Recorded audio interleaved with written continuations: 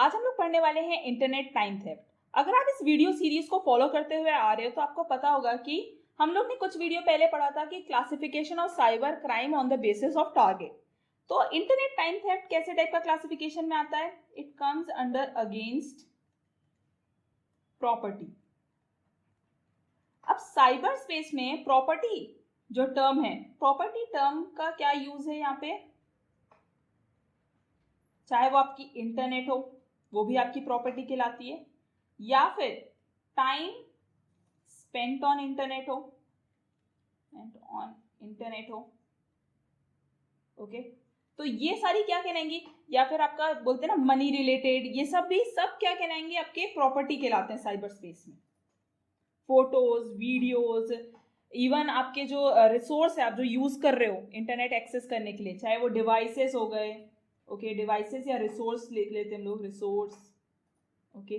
तो ये सब आपके क्या है? प्रॉपर्टीज हैं। अब हम लोग समझते हैं कि इंटरनेट टाइम थेफ्ट की लिटरल डेफिनेशन क्या होती है। So it is typically refers to the unauthorized use of an individual or organization's internet connection, devices or resource for personal or illegal purposes. अब ये पूरे डेफिनेशन में दो तीन टर्म्स बहुत इंपॉर्टेंट है। पहला अनऑथराइज्ड यूज, ठीक है, किसका? इंटरनेट का, डिवाइसेस का, या कोई भी और रिसोर्सेस का, फॉर पर्सनल या फिर इलीगल। ठीक, अब एग्जाम्पल देख के रिलेट करते हैं कि ये डेफिनेशन कहना क्या चाहती है। अब आप देख सकते हो इस पिक्चर में एक एम्प्लॉय अपना कुछ स्टैट्स पे काम कर रहा है, ये ऑफिस वर्क है उसका, ठीक है। पर इस पिक्चर में क्या हो रहा है? वो सोशल मीडिया चला रहा है, ठीक है। अपने काम के समय पे वो सोशल मीडिया चला रहा है। सोशल मीडिया चलाना कैसा? एक टाइप का पर्सनल वर्क हो गया। और वो किसका इंटरनेट वाईफाई यूज कर रहा है? ऑफिस का, ठीक है। ये ऑर्गेनाइजेशन का हो गया, ऑर्गेनाइजेशन रिसोर्स है ये इंटरनेट, या फिर जो भी उसको रिसोर्सेस, एसी में बैठा है, ठीक है, या हो सकता है कंपनी का ही लैपटॉप या फोन यूज कर रहा है, बट वो कर क्या रहा है? पर्सनल वर्क कर रहा है, ठीक है। तो इस टाइप का जो भी एक्ट रहेगा उसे हम लोग किस में कहेंगे? इंटरनेट टाइम थेफ्ट में कहेंगे। अब पर्टिकुलरली ये जो ऑफिस एम्प्लॉय वाला एग्जाम्पल मैंने आपसे साथ लिया वो है साइबर लोफिंग का। ये बहुत ही इंटरेस्टिंग टर्म है। इसकी अगर लिटरल डेफिनेशन होती है साइबर लोफिंग की, कि एम्प्लॉयज यूज वर्क इंटरनेट या फिर रिसोर्सेज फॉर पर्सनल ब्राउजिंग और सोशल मीडिया और entertainment during work hours. So ये साइबर लोफिंग इस पूरे फेनोमेना को बोलते हैं, okay. Then comes this, okay. अब ये क्या है? फॉर एग्जाम्पल, आपने पोर्टेबल हॉटस्पॉट ऑन किया अपने पर्सनल वर्क के लिए, ठीक है, पर आपके दोस्त को आपके हॉटस्पॉट का पासवर्ड पता था, या फिर आपने बोलते ना वन कनेक्शन नहीं करके रखा था, अनलिमिटेड कनेक्ट हो सकते हैं, ओके। अब क्या हुआ? आपके पास है ना 1 GB डाटा था दिन का, पर आपने सिर्फ यूज किया 200 MB अपने काम के लिए। स्टिल आपको ऐसा कुछ मैसेज आ जाता है कि your data has been exhausted. अब ये क्यों आया मैसेज आपके पास? क्योंकि someone else has stolen your internet, कोई और आपके हॉटस्पॉट से कनेक्ट हो गया था। तो यहाँ पे क्या परफॉर्म हुआ? इंटरनेट थेफ्ट परफॉर्म हुआ। बाकी का जो 800 MB था ना, वो किसी XYZ पर्सन ने चुरा लिया, ओके। तो ये टाइप का इंटरनेट थेफ्ट है, और ये बहुत कॉमन है ना। ये चीज आप डेली लाइफ में एक्सपीरियंस करते हो। ऐसा सेम आपके वाईफाई के साथ भी हो सकता है, ठीक है। कोई किसी को आपके वाईफाई का पासवर्ड पता चल गया, या फिर है ना आपके वाईफाई को हैक कर लिया किसी ने, ठीक, तो वो आपका वाईफाई अनलिमिटेड होने के बाद भी वो आपका वाईफाई यूज कर रहा है। अब इससे दो सिचुएशन आती है वाईफाई वाले केस अगर हम लोग लेते हैं, हैकिंग एंड अनऑथराइज्ड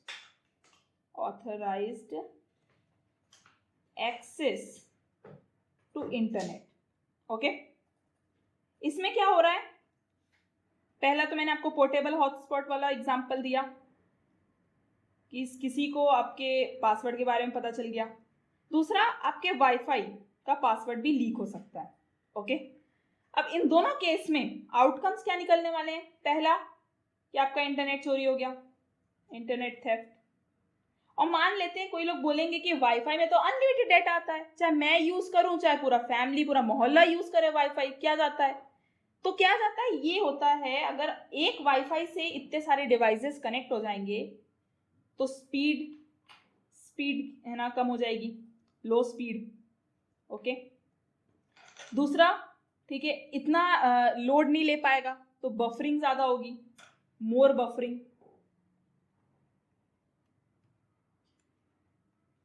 ओके, तो ये सारे भी तो एक टाइप से आपके लिए इनकन्वीनियंस ही कॉज कर रहा है ना, तो इसलिए ये हो जाता है आपका इंटरनेट थेफ्ट। अब फिर हम लोग एक और एग्जांपल देखते हैं। अब मान लो आपने नेटफ्लिक्स का पासवर्ड, ये मैंने आपको पहले भी एग्जांपल दिया था जब मैं क्लासिफिकेशन समझा रही थी। एक राहुल नाम का बंदा है, उसने नेटफ्लिक्स खरीदा और उसने अपने 4 दोस्तों को नेटफ्लिक्स का पासवर्ड दे दिया। Let me explain it over here. Okay, ये रहा यहाँ पे। ठीक, राहुल ने अपने नेटफ्लिक्स अकाउंट का पासवर्ड चलो 3 लोग को दे दिया, पर्सन 1, पर्सन 2, पर्सन 3। अब राहुल क्या करता है, राहुल ज्यादा नेटफ्लिक्स देखता नहीं है, वो सिर्फ उसे कुछ कुछ मूवीज देखनी रहती है जो उसको बहुत पसंद है, तो उसके लिए उसने लिया था, तो उसके आर कितने 2 घंटे सिर्फ वो करता है यूज। पर P1, P2, P3 बहुत वेले हैं, तो वो क्या करते हैं, वो बहुत ज्यादा नेटफ्लिक्स देखते हैं, पूरी पूरी सीरीज ही देख रहे होते हैं। तो एक का समझ लो 10 हो गया, एक का 20 घंटे हो गया और एक का हो गया 15 घंटे। ठीक है, hours hours and hours. Okay, अब फिर राहुल की मम्मी एक दिन बोलती कि राहुल मुझे तुम्हारा स्क्रीन टाइम देखना है। ठीक है, कि तुम कितने दिन स्क्रीन टाइम, आप समझते हो स्क्रीन टाइम क्या रहता है कि how much time you spend on a particular platform, time spent on a particular platform,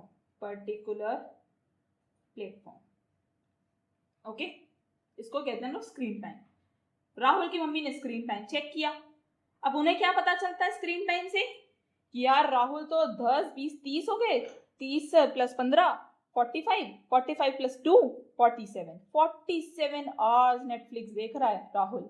Rahul की कुटाई कर देती मम्मी। अब राहुल ही कैसे समझाए कि यार मैंने नहीं देखा था, मेरा इंटरनेट टाइम चुरा लिया किसी ने। तो this is an example of when internet time theft is perform.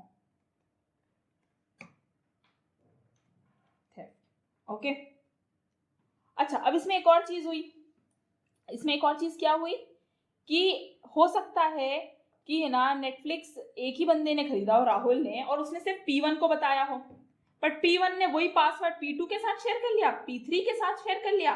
पर प्लान जो था नेटफ्लिक्स का, अगर आपने कभी प्लान खोल के देखा होगा तो उसमें लिखा रहता है कि कैन स्क्रीन ऑन 2 डिवाइसेस या 5 डिवाइसेस, तो ऐसे करके उनने प्लान्स बना रखे हैं कि एट अ टाइम पे वो कितने में स्क्रीन करा सकते हो आप। अब है ना राहुल ने तो P1 को दिया था, 2 लोग को देखना चाहिए था सिर्फ, पर P1 ने P2, P3 को भी शेयर कर लिया। अब P2 और P3 देख पा रहे हैं पर राहुल और P1 नहीं देख पा रहे हैं। ठीक, तो राहुल ने अपने पैसे से खरीदा नेटफ्लिक्स अकाउंट और वही नहीं देख पा रहा है। तो इसमें हुआ क्या, एक टाइप से उसका इंटरनेट की आइडेंटिटी या इंटरनेट का टाइम ही उन लोगों ने ले लिया जो उसका टाइम था। ठीक है,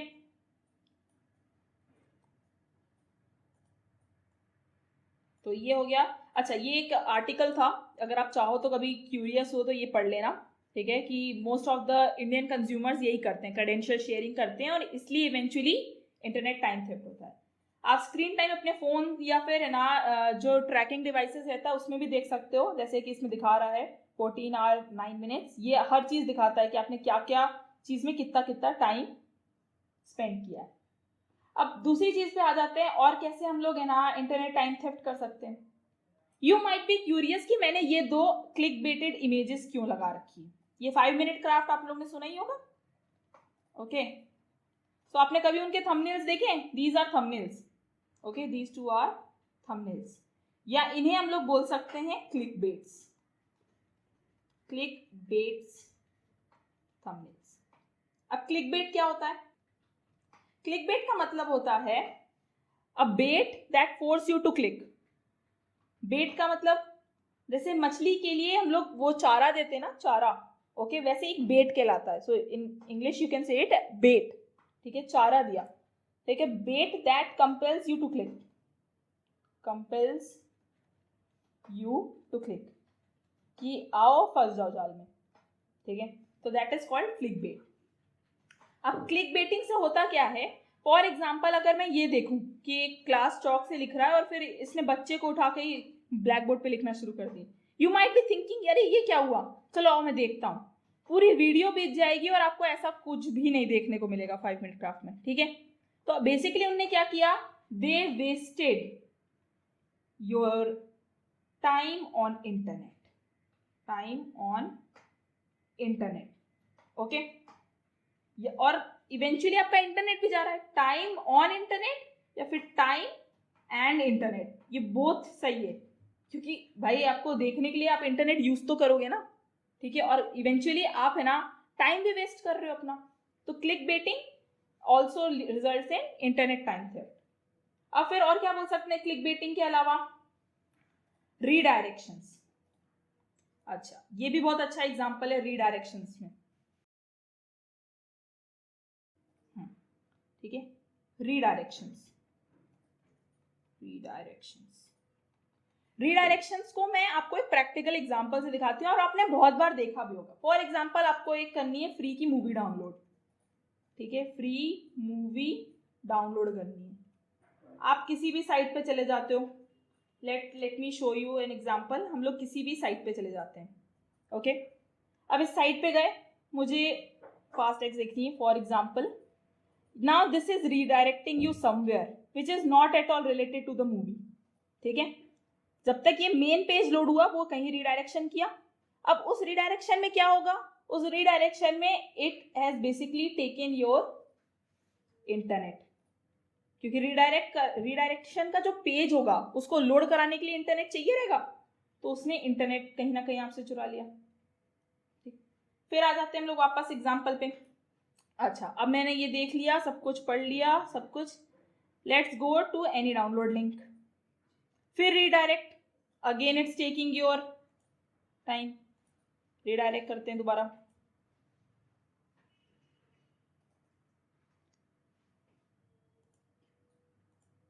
you can see how many time it is forcing me to redirect. And it's, ये क्या खा रहा है, आपका टाइम भी खा रहा है. ठीक है, आपका इंटरनेट भी खा रहा है. अभी तक मुझे लिंक मिली नहीं है. Okay, and I am still like hitting it again and again कि कब तक मुझे लिंक नहीं मिलेगी. ओके, सो ये जो एग्जांपल हुआ वो कैसा एग्जांपल हुआ, रीडायरेक्शंस का हुआ. इवेंचुअली लिंक भी नहीं खुली, तो आप देख सकते हो कि इसने क्या वेस्ट किया, टाइम वेस्ट किया, इंटरनेट वेस्ट किया.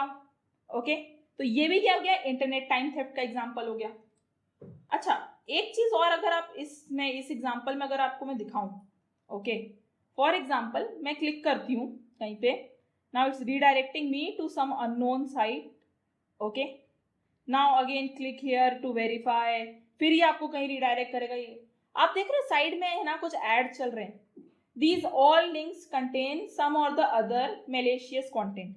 ठीक है, it could be a malicious software or it could be बोलते हैं ना इनअप्रोप्रिएट एड. ठीक, तो ये चीज क्या कर रही है बेसिकली, ये कहीं ना कहीं आपको हार्म कर सकती है. लाइक मेलेशियस इंटेंट भी रखता है कहीं ना कहीं. Might redirect you to malicious content, to malicious content. So हम लोग ने अभी तक क्या क्या देख लिया. ठीक है, हमने पहले देख लिया साइबर लोफिंग. फिर हमने देख लिया hacking and unauthorised access to internet. फिर हमने देखा क्या कि sharing credentials, sharing credentials of OTT platforms और इंटरनेट एक्सेस. ठीक है, और फिर हमने देखा क्लिक बेटिंग एंड रीडायरेक्शंस. तो दीज आर द टाइप्स जिसके थ्रू आपका इंटरनेट टाइम थेफ्ट परफॉर्म होता है. अब हम लोग देखते हैं कि इनसे बचे कैसे. How to prevent internet time theft.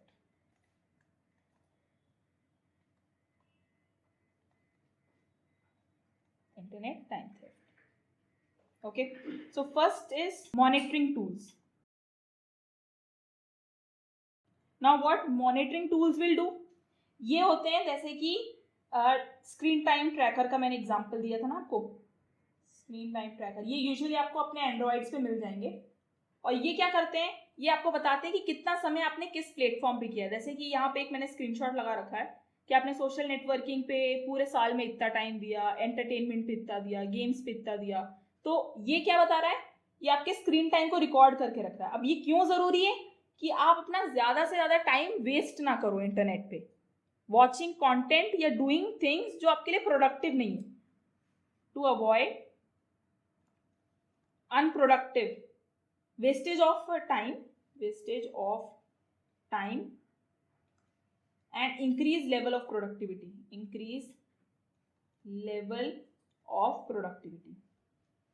okay। Second हम लोग क्या करेंगे, रिमोट वर्क गाइडलाइंस या फिर कहीं की भी वर्क गाइडलाइंस। वर्क गाइडलाइंस क्यों जरूरी है, क्योंकि जैसे कि साइबर लोफिंग के एग्जांपल में हमने देखा, कोई भी एम्प्लॉय है ना अपना पर्सनल इंटरेस्ट के लिए यूज कर रहा था ऑफिस के रिसोर्सेज, विच इज रॉन्ग। तो एक आपके प्रॉपर वर्क गाइडलाइन होनी चाहिए। और रिमोट वर्क गाइडलाइन इसलिए इंपॉर्टेंट है क्योंकि ये मोस्टली वर्क फ्रॉम होम या ऐसी चीजों में परफॉर्म होता है। फिर आ जाते हैं हम लोग तीसरे पॉइंट पे, that is block ads and pop-ups through web filtering software। फॉर एग्जाम्पल जो मैंने अभी आपको साइट खोल के दिखाई थी, उसमें आपको एड्स या पॉपअप्स नहीं आ रहे थे। रीडायरेक्शन इज डिफरेंट, ठीक है, बट एड्स और पॉपअप जैसे आप क्रोम पे खोलते हो तो आपको कॉन्स्टेंटली एड्स या पॉपअप्स आते रहते हैं ना, वो चीज़ नहीं आएंगे। तो आप है ना ब्रेव जैसा ब्राउजर यूज कर सकते हो, या फिर फिल्टरिंग टूल्स भी आते हैं, क्रोम एक्सटेंशंस भी आते हैं जो ब्लॉक कर देते हैं, या क्रोम में आप सेटिंग्स में जाके भी ब्लॉक कर सकते हो एड, पॉपअप्स, नोटिफिकेशंस, ठीक है। ये आपका अननेसेसरी रीडायरेक्शन या क्लिक बेटिंग से बचाएगा आपको। फिर हम लोग किस में आ जाते हैं, फोर्थ पॉइंट पे, रेगुलर ऑडिट्स। सिर्फ ये सब होना ही जरूरी नहीं है, आप रेगुलरली एक चेक रखिए खुद पे या फिर अपने एम्प्लॉयज पे कि how they are spending their time on internet. So that's it for today. Hope you like this video. Do comment down if you like this video. Bye bye.